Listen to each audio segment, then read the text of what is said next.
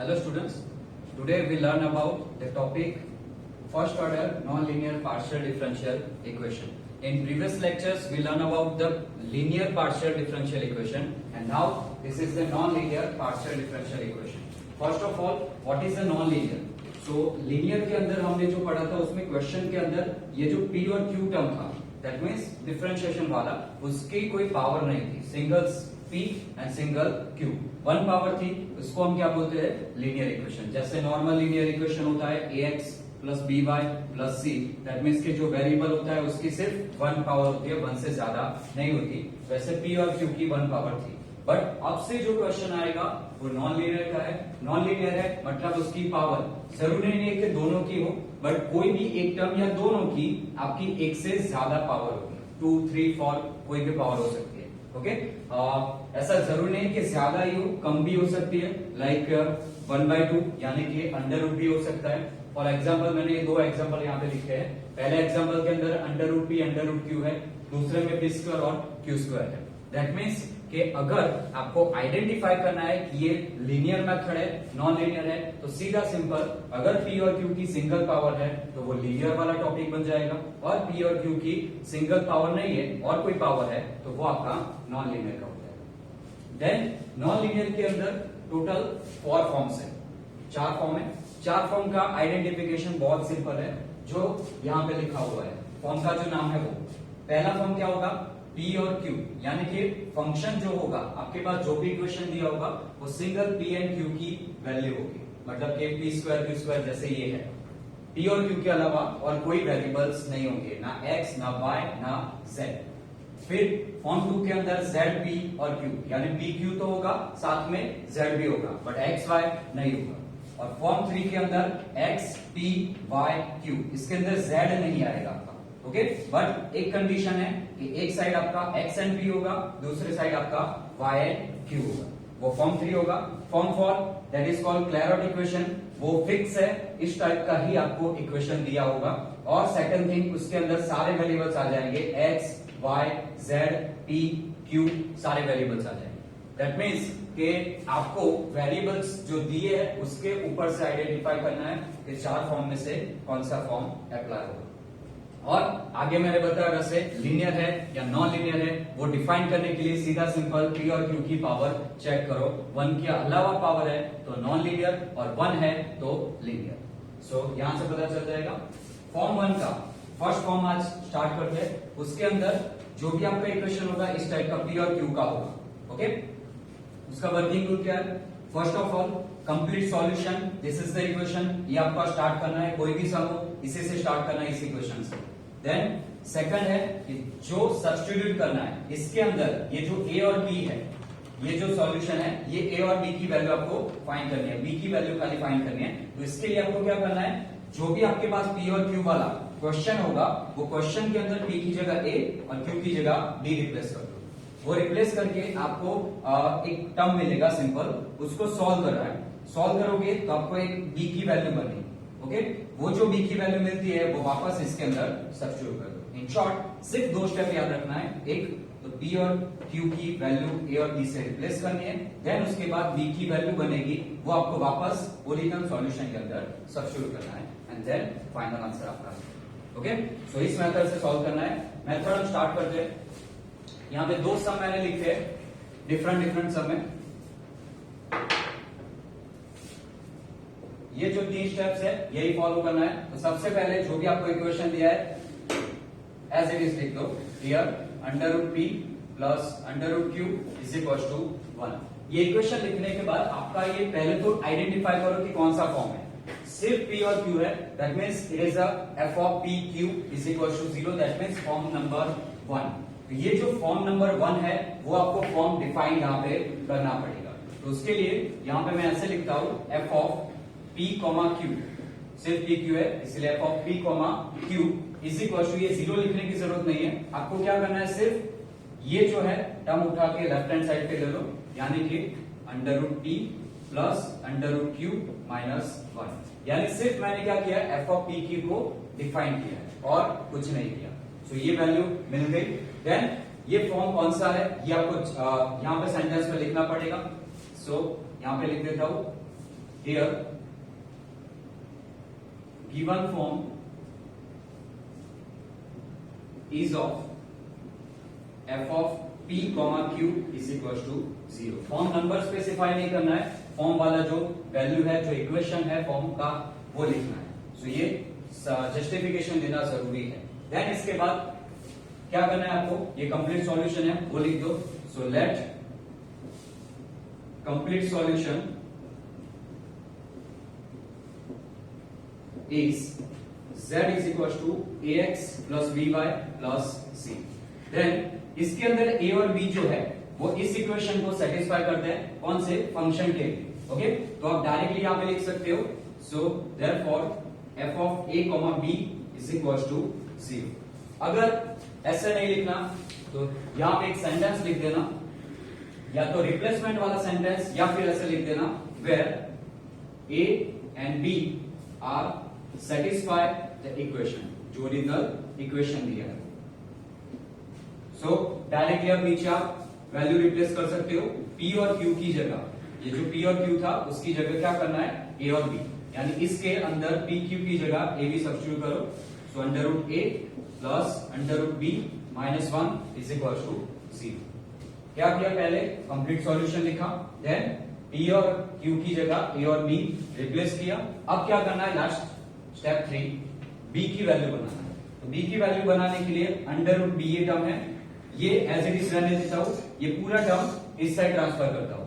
सो ये प्लस 1 हो जाएगा, ये माइनस अंडर रूट a हो जाएगा। So under root b, sorry, अब सिर्फ b की वैल्यू चाहिए, तो यहां से क्या करना पड़ेगा, अंडर रूट हटाना पड़ेगा, जिसके लिए दोनों साइड में स्क्वायर करता हूं। तो ये बन जाएगा b, क्योंकि square and under root both are inverse, cancel हो जाएगा। सो यहां पे बचेगा only b is equal to, यहां पे स्क्वायर करूं तो 1 माइनस अंडर रूट a का होल स्क्वायर। सो b की वैल्यू मिल गई। कहां पे सब्स्टिट्यूट करना है, जो आपका ओरिजिनल सॉल्यूशन था उसके अंदर। So now substitute the value of b इसके अंदर रखना है, इसलिए इसको इक्वेशन नंबर 1 दे देता हूं, in equation 1। So z is equal to ax as it is plus b की जगह ये वैल्यू आएगी। So 1 minus under root a whole square into y plus c। ये जो आपको आंसर मिला वो आपका फाइनल आंसर है। सो यहां पे लिख दो, कंक्लूजन नहीं लिखोगे तो भी चलेगा, या फिर ऐसे लिखना है तो सिर्फ ऐसे फाइनल लिख दो, विच is the complete solution of form f of p, q is equal to 0। ये आपका फाइनल सॉल्यूशन। होप सो आपको समझ में आ गया होगा। अभी भी थोड़ा डाउट है तो वापस यही मेथड सेकंड सम में रिपीट करता हूं। वो उसके लिए करना है क्योंकि उसके अंदर आपके पास स्क्वायर है, बी स्क्वायर क्यू स्क्वायर, यानी ए स्क्वायर बी स्क्वायर आएगा। तो बी स्क्वायर की वो जो वैल्यू बनानी है, नॉर्मली आप फैक्टराइजेशन से करते हो, बट यहाँ पे थोड़ा मेथड भी अलग आएगा, उसके लिए सम समझा देता हूँ। अगेन सेम स्टेप, सबसे पहले जो भी इक्वेशन दिया है, अब ये मैं नहीं लिखता, डायरेक्टली जो फॉर्म है वही लिख रहा हूं। तो आपके पास अगेन इक्वेशन पी और क्यू वाला ये सिर्फ। सो यहाँ पे f of p comma q is equal to p square plus q square, ये वैल्यू इस साइड आएगी माइनस एन पी क्यू। अगर किसी को ऐसा डाउट लगे यहाँ पे मैं ये वैल्यू इस साइड ले रहा हूँ तो इज इक्वल टू 0 क्यों नहीं लिखता, तो इसका सीधा सेंस ये है कि आपके पास जो फॉर्म है वो ये है, और अगर ये इक्वेशन की वैल्यू बनाओ तो वो क्या बनेगी, p square plus q square minus n p q is equal to 0। दोनों साइड 0 है तो डायरेक्टली मैं इक्वेशन कंपेयर कर रहा हूं। कंपैरिजन में सेम पार्ट जो होता है वो निकल जाता है, सीधा ये दोनों कंपेयर होता है, उस तरीके से ये इक्वेशन बन रहा है। सो नॉर्मली ये इक्वेशन इस तरीके से लिख दो। देन अब जैसे इसमें किया था वैसे फॉर्म डिफाइन करो। So here given equation is of the form, again सिर्फ p और q है, so f of pq is equals to 0।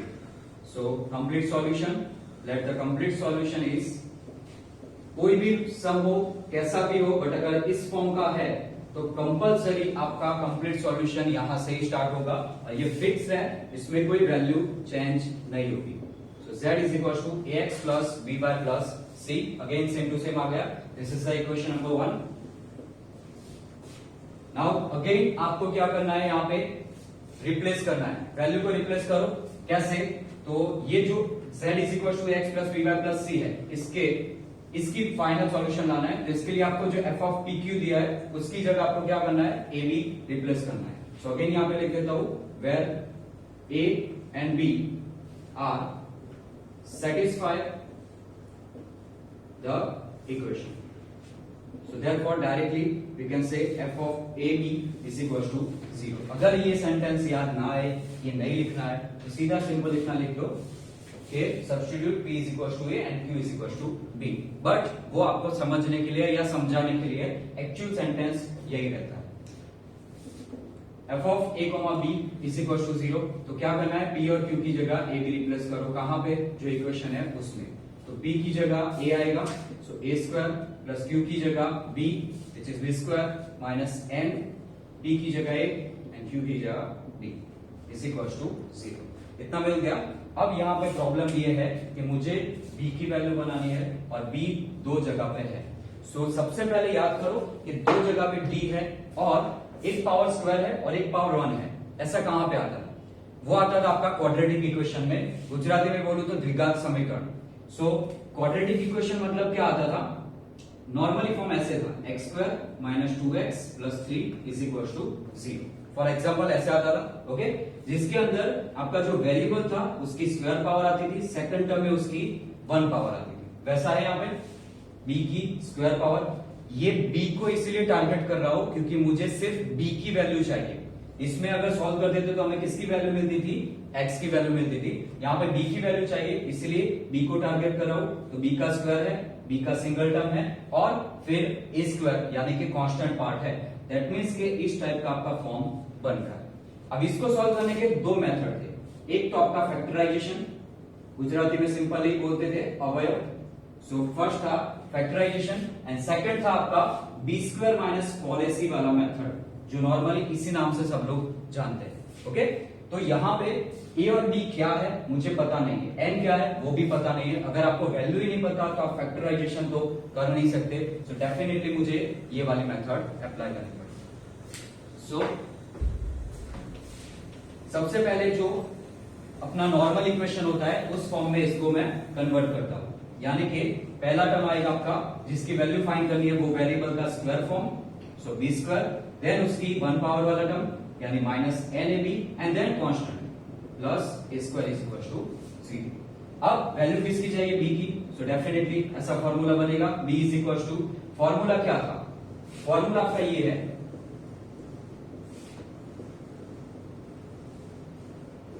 अब यहां पे एक और प्रॉब्लम आया। जो फॉर्मूला बना हुआ था उसमें भी ए बी फॉर्म था, यहां पे भी इक्वेशन में ए बी फॉर्म है। बी यहां पे वेरिएबल है, इसमें बी आपका कांस्टेंट था। तो ये दोनों जो सिंबल है वो सेम ना हो जाए, इसके लिए यहां पर फॉर्मूला लिखने की जरूरत नहीं है, डायरेक्ट वैल्यू बनानी है। कैसे बनानी है मैं आपको समझा देता हूं। इसका एक्चुअल फॉर्म ऐसा था, bx plus by plus c is equal to 0, sorry x square ax square plus bx plus c is equal to 0। इस टाइम का एक्चुअल फॉर्म था, तो उसमें x यहां पे आता था, x स्क्वायर और x आ गया। अब कंपेयर करो, यहां पे वैल्यू कौन सी आ रही है, b जो कि यहां पे है, b a यहां पे और c यहां पे। इस हिसाब से कंपेयर करके इसकी डायरेक्टली वैल्यू बना रहे हो। सो b यहां पे आ गया। अब पहली वैल्यू कौन सी आती थी, माइनस b, इसके आगे वेरिएबल के आगे वाली जो वैल्यू होती है सिंगल वेरिएबल के आगे, यहाँ पे वेरिएबल अपना कौन सा है, स्मॉल b है, उसके आगे की वैल्यू क्या है, माइनस n। अगर ये समझ में ना आए तो सिंपल मिडिल टर्म में आपका जो वेरिएबल जिसकी वैल्यू फाइंड करनी है उसके अलावा जो टर्म है वो लिख दो। तो यहाँ पे क्या है, b के अलावा टर्म माइनस n है, तो यहाँ पे माइनस n, प्लस और minus under root, then again b square यानी मिडिल टर्म का स्क्वायर, वेरिएबल के अलावा मिडिल टर्म है minus na, so minus na का whole square minus four as it is, a मतलब फर्स्ट वैल्यू जो x square variable के आगे होगी, वेरिएबल के आगे कुछ नहीं है मतलब 1 आएगा, इनटू सी, सी मतलब कांस्टेंट पार्ट जो है आपका ए स्क्वायर, सो ए स्क्वायर अपॉन 2 नीचे है ए यानी कि फर्स्ट वैल्यू कुछ नहीं है मतलब इनटू 1। ये डायरेक्टली कंपेयर करके बनाइए। ये प्रॉब्लम इसीलिए हुआ, यहाँ पे भी ये भी नोटेशन है और एक्चुअल फॉर्मूला में भी ये भी नोटेशन है। यहाँ पे वो कांस्टेंट था, यहाँ पे वो वेरिएबल बन गया, उसकी वजह से ये प्रॉब्लम आ रहा है। सो ऑलवेज जब भी लिखो सेम वेरिएबल्स काम कर रहा है तो आपको फॉर्मूला लिखने की जरूरत नहीं है, कंपेयर करके इस तरीके से बना देना। ओके,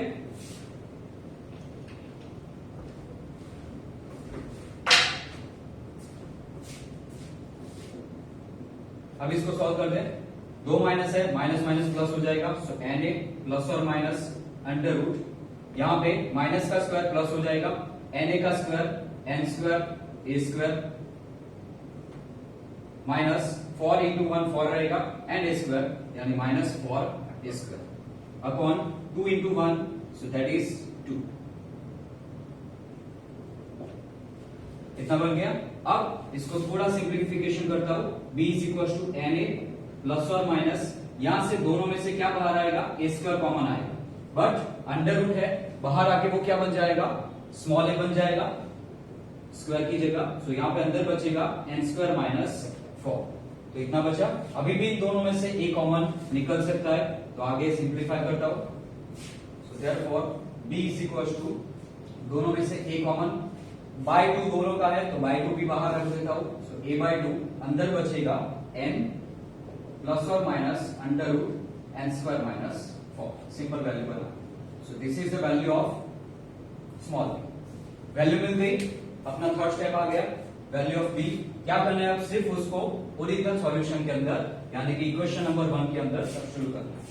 सो नाउ डायरेक्ट लिख दो from equation 1 z is equal to ax plus b by, b की जगह ये पूरी वैल्यू, so a by 2 n plus और minus under root n square minus 4 into y n plus c, which is the final solution, so which is complete solution of, जो form है वो लिख दो, form f of p, q is equal to c। Okay, so ये जो अभी आपने solve किया वो जो था, अब लास्ट वाली जो मेथड चल रही थी ये वाली मेथड से फर्क क्या है, फर्स्ट जो हमने 2 टॉपिक पढ़े थे उसमें फॉर्मेशन था, पार्शियल डिफरेंशियल इक्वेशन वाला आंसर लाते थे। ओके, अब ये जो है वो पार्शियल डिफरेंशियल इक्वेशन पहले से गिवन है, उसमें सिर्फ आप क्या कर रहे हो, सॉल्यूशन फाइंड कर रहे हो। तो दोनों मेथड में आपको सॉल्यूशन मिला, z is equal to something. बस इतना याद रखना, 2 स्टेप ही करने हैं आपको।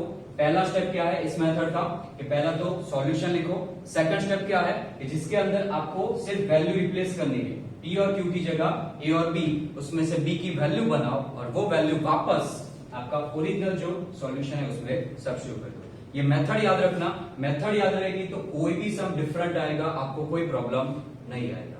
सो ये आपका जो मेथड है ये खत्म हो गया। अब अभी नेक्स्ट हम देखते हैं फॉर्म नंबर 2 इसका। This is the second form. Again जो फॉर्म 1 हमने अभी देखा वैसे ही अब ये फॉर्म 2 है, f of z p q is equal to 0। Again identification simple है, आपके पास जो भी क्वेश्चन होगा उसमें p q के साथ साथ z भी दिया होगा, सो वो आपका फॉर्म नंबर 2 बन जाएगा। मेथड सॉल्व करने का तरीका, जैसे उसमें 3 स्टेप थे सेम वैसे इसमें भी 3 स्टेप है। पहला स्टेप रिप्लेसमेंट करना है, q is equal to ap, उसमें जैसा था कंप्लीट सॉल्यूशन ऐसा यहाँ पे कोई कंप्लीट सॉल्यूशन नहीं है, सिर्फ आपको क्वेश्चन जो दिया है उसमें q की जगह ap ये रिप्लेस करना है। रिप्लेस करोगे डेफिनेटली वो बन जाएगा ओनली p वाला इक्वेशन, उसमें से आपको क्या बनाना है, p की वैल्यू बनानी है। सो p की वैल्यू बन जाएगी। देन सेकंड स्टेप है p और q की जगह तो ये है, p की वैल्यू जहां से मिलती है वो आपको इस इक्वेशन में, जैसे वहां पे कंप्लीट सॉल्यूशन था वैसे ये इक्वेशन है इसके अंदर सब्स्टिट्यूट करना है। सब्स्टिट्यूट करने के बाद डेफिनेटली देख सकते हो dx dy dz है, सो डेफिनेटली आपको इंटीग्रेट करना पड़ेगा, विच is the last step of this method. So start करते हैं। सबसे पहले जो इक्वेशन दिया वो लिख दो, here p 1 plus q is equals to qz। now take q is equals to ap in above equation। Q की जगह AP रिप्लेस करो, so small p as it is 1 plus Q की जगह AP is equal to Q की जगह AP and Z।